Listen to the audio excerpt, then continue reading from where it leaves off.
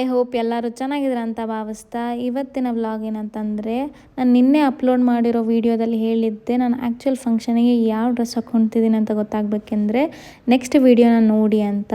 So ಈ ಡ್ರೆಸ್ನ ಉಟ್ಕೊಂಡಿರೋದು. ಈ dress ಬಂದು ನಾನು ಕಟ್ ಪೀಸ್ ಅಂಗಡಿಯಲ್ಲಿ ತೊಗೊಂಡು ಸ್ಟಿಚ್ ಮಾಡಿಸಿರೋದು. ಬೋತ್ ಟಾಪ್ ಮತ್ತು ಸ್ಕರ್ಟ್ ಎರಡನ್ನೂ ಅಲ್ಲೇ ತೊಗೊಂಡು ಸ್ಟಿಚ್ ಮಾಡಿಸಿರೋದು. ಆ್ಯಂಡ್ ಇವತ್ತು ಹೇರ್ ಸ್ಟೈಲ್ ನಾನೇ ಹಾಕ್ಕೊಂಡೆ. ಈ ಡ್ರೆಸ್ನ ತುಂಬ ಫಂಕ್ಷನ್ಸಿಗೂ ಹಾಕ್ಕೊಂಡಿದ್ದೀನಿ. ಆ್ಯಂಡ್ ತುಂಬ ಚೆನ್ನಾಗಿದೆ ಡ್ರೆಸ್, ಕಂಫರ್ಟಬಲ್ ಆಗಿದೆ. ಆ್ಯಂಡ್ ರೆಡಿಯಾಗಿ ನಮ್ಮ ದೊಡ್ಡಮ್ಮನ ಮನೆಗೆ ಹೋದ್ವಿ. ಇನ್ನೂ ಅಲ್ಲಿ ಪೂಜೆ ಅರೇಂಜ್ಮೆಂಟ್ಸ್ ನಡೀತಿತ್ತು. ಅಷ್ಟರಲ್ಲಿ ನಾವೆಲ್ಲ ದೊಡ್ಡಮ್ಮನವರು ಮತ್ತು ಕಸಿನ್ಸ್ನೆಲ್ಲ ಮಾತಾಡಿಸಿದ್ಮೇಲೆ ಪೂಜೆ ಸ್ಟಾರ್ಟ್ ಆಯಿತು. ಎರಡೂ ಮನೆಯವರು ಸಕ್ಕರೆನ ಬಾಯಿಗೆ ಹಾಕ್ಕೊಂಡ್ರು.